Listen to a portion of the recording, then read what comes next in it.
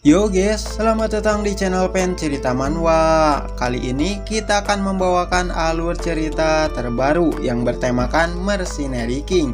Kalian bisa cek di playlist untuk video yang lainnya. Baiklah, tanpa berlama-lama lagi, langsung saja kita mulai ceritanya. Cerita diawali dengan menampilkan seorang pria yang nampak frustasi. Dikatakan, jika pria ini adalah seorang swordmaster yang terperangkap di ruangannya sendiri. Pria itu dijuluki dengan sebutan pria yang sudah kehilangan akalnya. Dia adalah putra dari kaum Perdium, putra tertua yang tidak berguna, yang selalu membuat keributan di mana-mana. Pria itu bernama Ghislaine Perdium. Kemudian Sin menunjukkan medan pertempuran. Terlihat, di sana terdapat seorang pak tua yang sudah tidak berdaya saat berhadapan dengan seseorang di depannya. Pak tua itu merasa sangat tidak percaya. Dirinya yang dikatakan seorang kesatria terbaik di utara dapat dikalahkan oleh seorang sampah. Dikatakan jika orang yang dihadapinya itu adalah Ghislaine, seorang pria yang dijuluki sebagai sampah keluarga karena kelakuannya. Sembari mendekati orang itu, Ghislaine mengatakan jika dirinya sudah menghabiskan banyak uang untuk membuat perangkap ini. Ghislaine juga menambahkan, jika dirinya sudah mengetahui berapa banyak orang-orang yang bersama pria itu, aku juga mengetahui siapa saja yang menjadi mata-mata, dan juga ia mengetahui siapa yang telah membantu tentara dari orang itu. Aku sudah mengetahui semua pergerakanmu dari awal. Di saat orang itu akan berteriak mengatakan rasa tidak percayanya, Ghislaine menendangnya sembari meminta orang itu untuk menutup mulutnya. Setelahnya, Ghislaine melepaskan helm di kepalanya dan melemparkannya ke dekat orang itu, lalu Ghislaine menantang orang itu untuk kembali menyerang. Aku yang akan selalu menjadi pemenangnya. Apa kamu tahu kenapa alasannya?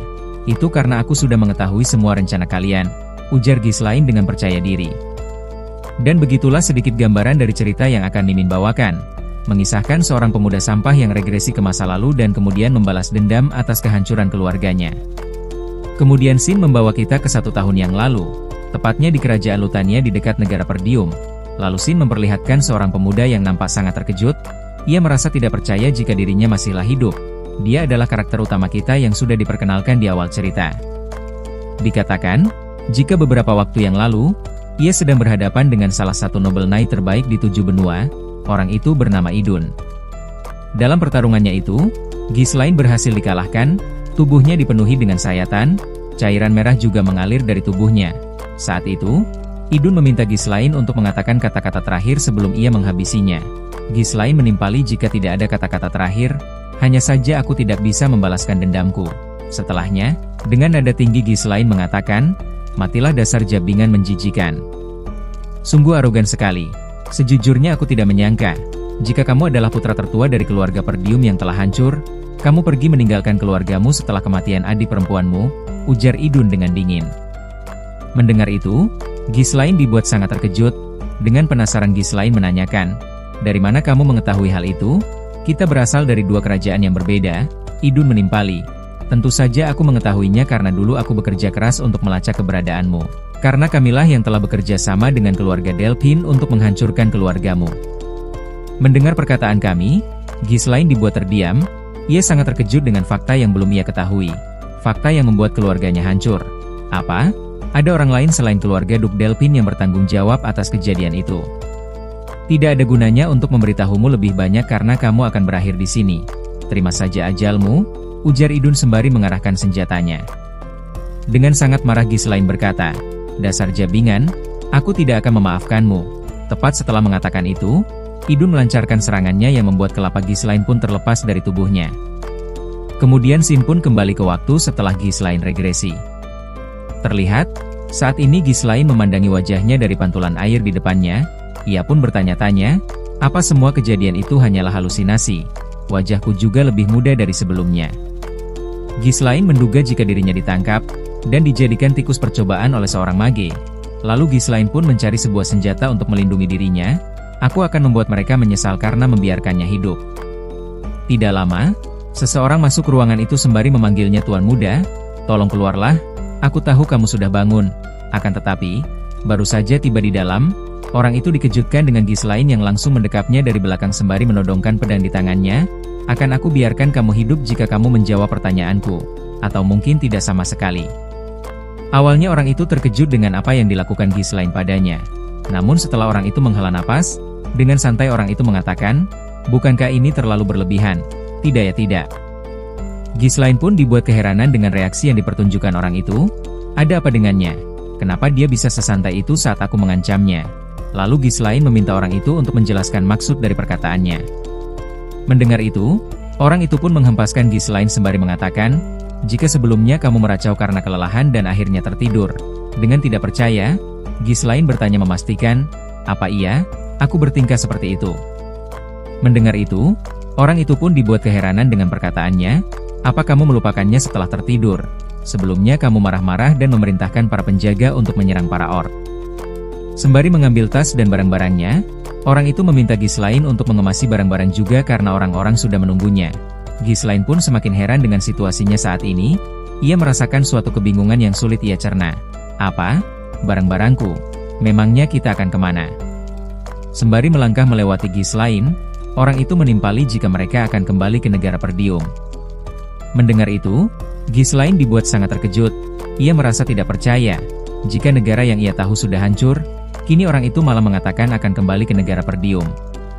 Lalu Ghislaine pun segera berbalik dan menarik bahu orang itu sembari memintanya untuk mengatakannya sekali lagi. "Perdium? Apa maksudmu negara yang sudah hancur?" Singkat cerita, beberapa waktu setelah itu, Kinesin memperlihatkan Ghislaine yang sudah berada di luar ruangan. Terlihat, ia sedang memandangi perkotaan dari atas bukit sembari mengingat masa kelam di kehidupan sebelumnya. Apa ini benar-benar negara Perdium? Kenapa semuanya masih utuh? Dulu aku melihatnya dengan jelas jika negara ini telah hancur lebur.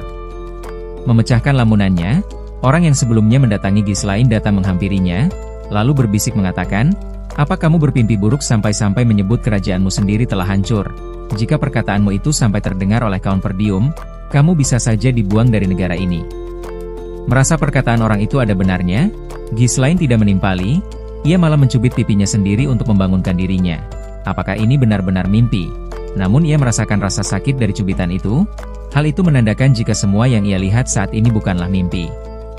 Setelahnya, Ghislaine menyadari sesuatu, wajah yang lebih muda, negara yang masih utuh. Apa itu artinya aku telah kembali ke masa lalu? Lalu kita dijelaskan mengenai kisah singkat dari Ghislaine. Dikatakan, jika Ghislaine sewaktu kecilnya, ia sangat membenci keluarganya sendiri. Sifat kekanak-kanakannya yang berasal dari rasa direndahkan dan berujung ke permasalahan, dan seiring berjalannya waktu, semakin banyak anggota keluarga yang menjauhinya. Ghislaine yang tidak bisa menahan kritikan pun melarikan diri dari rumahnya. Setelah beberapa tahun jauh dari rumahnya, ia menjadi mercenary terbaik di 7 benua. Ia selamat dari berbagai pertarungan, membangun kemampuan dan membuat reputasi untuk dirinya sendiri. Ia juga sampai termasuk pada salah satu Noble Knight terbaik. Setelah mendapatkan kemampuan dan reputasinya, ia kembali ke negara Perdium untuk menebus dosanya. Namun saat itu, negara Ghislaine telah hancur lebur dan hampir rata dengan tanah. Pada saat itu, ia merasakan jika dirinya kehilangan segalanya. Kembali ke masa kini, terlihat, Ghislaine sedang melihat-lihat area setempat. Ia masih merasa jika ini semua adalah mimpi. Ia masih belum dapat mencerna dengan kenyataan yang ia alami. Semua yang pernah hilang darinya, kini ada di hadapannya, termasuk keluarganya. Lalu orang yang bersama Ghislaine pun dibuat keheranan lagi. Saat melihat Ghislaine terkekeh sendiri, dalam hatinya Ghislaine mengatakan rasa senangnya. Saking senangnya dengan situasi saat ini, sampai-sampai ia ingin menyanyikan sebuah lagu yang menunjukkan rasa senangnya. Tepat setelah itu, ia pun menyadari jika saat ini terlalu awal untuk merayakannya. Dia bilang, "Kita di sini untuk menyerang para orc. Aku tidak bisa melupakan hari itu.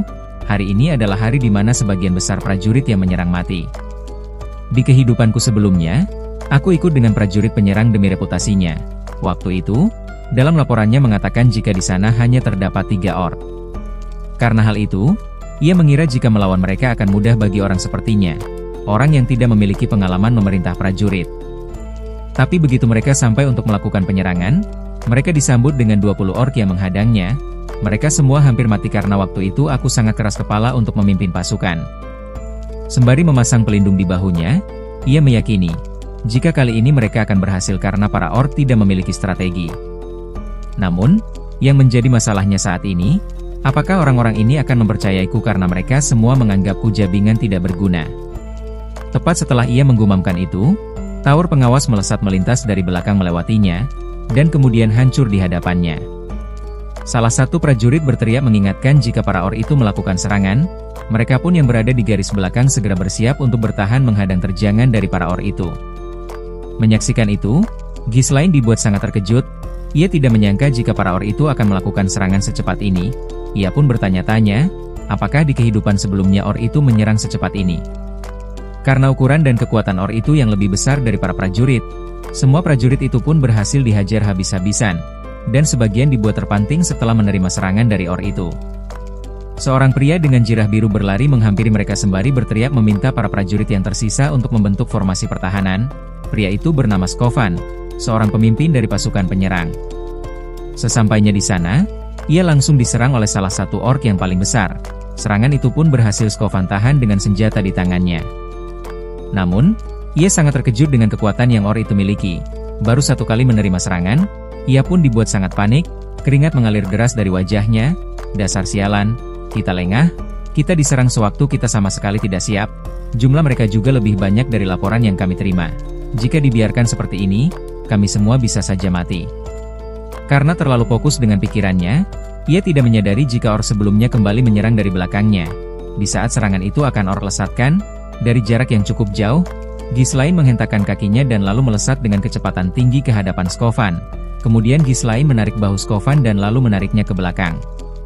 Setelahnya, orc dan Ghislaine pun sama-sama mengayunkan senjata di tangannya. Dengan presisi dan perhitungan yang tepat, dengan pengalaman yang ia dapatkan dari pertarungan di kehidupan sebelumnya, senjata yang ia lesatkan terlebih dulu menusuk tangan orc itu. Tidak berhenti di situ saja, serangan yang Ghislaine lesatkan mampu merobek dan memotong tangan orc itu. Skovan dan para prajurit yang menyaksikan itu dibuat sangat terkejut dengan apa yang dilakukan Ghislaine. Mulutnya menganga, matanya terbelalak saking terkejutnya dengan hal itu. Di sisi Ghislaine, tepat setelah orc itu tumbang, ia mengeluhkan atas dirinya yang tidak bisa menggunakan mana. Seandainya aku kembali ke masa lalu lebih awal dari ini, harapnya. Setelahnya Ghislaine berbalik dan berjalan mendekat pada Skovan.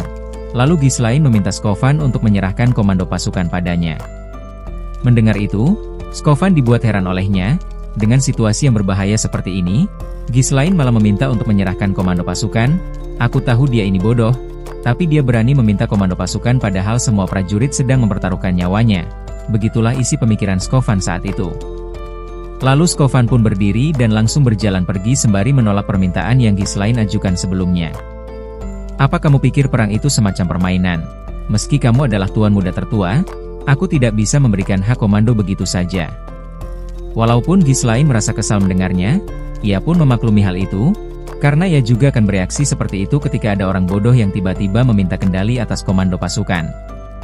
Namun tidak lama dari itu, mereka berdua dikejutkan dengan sesosok orc lainnya yang menerjang ke arah mereka dengan raungan yang menggelegar di udara. Lalu Skovan pun berbalik dan kembali ke hadapan Ghislaine sembari memintanya untuk mundur. Biarkan aku yang mengurusnya, kamu masih terlalu muda untuk memimpin pasukan. Merasa tidak ada pilihan, tanpa basa-basi Ghislaine langsung melesatkan senjatanya ke arah depan, untuk membuktikan bahwa dirinya benar-benar layak untuk memegang kendali atas komando pasukan. Dengan sangat terkejut, Skovan menarik kerah Ghislaine sembari menanyakan, apa yang kamu lakukan? Namun, tepat setelah ia mengatakan hal itu, ia pun dibuat terdiam keheranan ketika suara orc yang meraung itu terhenti seketika. Dan ternyata, lesatan senjata yang Ghislaine lemparkan, berhasil mengenai dahi dari monster itu sekaligus menghabisinya. Sembari memperhatikan Ghislaine, dalam benaknya ia mempertanyakan, bagaimana Ghislaine bisa menyerang titik lemah para orc itu hanya dengan sekali lemparan. Menyadarkannya dari lamunan, Ghislaine menanyakan, apa kamu tahu hal penting di medan perang? Karena Skovan tidak memberikan jawaban, Ghislaine melanjutkan, jangan pernah berharap untuk menang. Jika pasukan kita merinding ketakutan seperti itu, yang kita perlukan adalah momentum. Tepat setelah Ghislaine mengatakan itu, ia pun segera menerjang ke depan untuk membantu pasukan yang sedang berhadapan dengan beberapa orc, lalu ia melompat sembari menempatkan senjatanya pada posisi untuk memberikan serangan. Dan di saat gravitasi menariknya ke bawah, Ghislaine mengarahkan senjatanya pada salah satu orc yang ada di bawahnya. Senjata itu pun berhasil mengenai kelapa orc itu, bahkan sampai menembusnya dari atas sampai ke dagunya. Para prajurit yang menyaksikan itu pun kembali terkejut, dengan aksi yang dipertunjukkan Ghislaine di hadapan mereka. Tidak berhenti di situ saja, Ghislaine kembali menerjang pada para orc yang ada di sekitarnya. Para orc sialan, maju sini dan hadapi aku akan menghabisi kalian semua. Terlihat, Ghislaine pun berhadapan dengan beberapa orc sekaligus, sembari memberikan serangan. Ghislaine juga menghindari serangan dari para orc itu. Setiap tebasan yang ia lesatkan berhasil memberikan sayatan. Setiap lompatan yang ia lakukan satu orc berhasil ia tumbangkan. Melihat Ghislaine yang bertarung melawan beberapa orc sekaligus, Skovan semakin tercengang melihatnya. Ia merasa tidak percaya dengan apa yang ia lihat di depan mata. Seseorang yang dijuluki sebagai seorang sampah, mampu berhadapan dengan beberapa orc secara bersamaan, dan bahkan berhasil menghabisi para orc itu. Dalam benaknya ia mempertanyakan, apa aku sedang bermimpi? Bahkan pengguna mana sepertiku akan kesulitan menghadapi mereka. Bagaimana bisa Tuan Muda melakukannya? Aku tahu jika dia sudah kelelahan, tapi gerakan menghindarnya sangat mulus. Bahkan Tuan Muda mampu memanfaatkan setiap ayunan pedangnya untuk mengincar titik lemah para orc. Di mata Skovan saat ini, sosok Ghislaine seperti seorang Swordmaster tanpa nama. Di sisi Ghislaine, saat ini para orc yang ada di sana mulai mengejarnya. Ghislaine pun berlari menghindar agar tidak terkepung. Dalam larinya ia berteriak mengatakan, "Apa hanya ini yang kalian bisa? Aku masih belum pemanasan. Kalian tidak layak dipanggil sebagai spesies para warrior." Para prajurit yang menyaksikan itu sangat terkejut melihat semua orc itu terfokus pada Ghislaine. Prajurit itu pun berteriak memanggil Skovan. Namun Skovan tidak menanggapi perkataan prajuritnya karena terhanyut dalam pikirannya. Apa yang sedang kamu pikirkan? Memasuki garis pasukan musuh dan mengalihkan perhatian. Tapi sekarang, kenapa kamu malah melarikan diri? Selain itu, kenapa kamu berlari ke arah sana? Bukankah di arah sana adalah ujung tebing? Tidak lama setelah memikirkan itu, Skovan teringat sesuatu. Ia baru menyadari tujuan Ghislaine berlari ke arah sana. Ia pun segera memerintahkan para prajuritnya untuk membentuk tembok perisai. Kita akan mengikuti Tuan Muda. Di sisi Ghislaine, ia pun sudah sampai di ujung tebing. Sembari menangki setiap serangan yang dilesatkan orc itu, dalam hati Ghislaine mengatakan, "Skovan, jika kamu komandan yang kompeten, kamu pasti sudah tahu apa yang sedang aku rencanakan. Meski aku ingin menghabisi mereka semua sendirian, tapi stamina tubuhku tidak bisa mengimbangi mereka. Meski begitu, kalian pasti bisa mengatasinya." Tidak lama dari itu, suara teriakan terdengar dari arah sebaliknya. Para orc itu pun berbalik dengan rasa penasaran. Terlihat, suara itu berasal dari para prajurit yang sudah membentuk tembok perisai dengan tombak yang menodong ke depan. Mendengar teriakan itu, Ghislaine pun melompat ke arah jurang sembari berteriak sekarang. Dengan perintah yang Ghislaine teriakan, dengan sigap Skovan memerintahkan prajuritnya untuk mendorong para orc itu. Karena serangan mendadak yang mereka lakukan, para orc itu pun berhasil didorong mundur sampai ujung jurang. Pada akhirnya, semua orc itu pun terjatuh dan terjun bebas dari sana.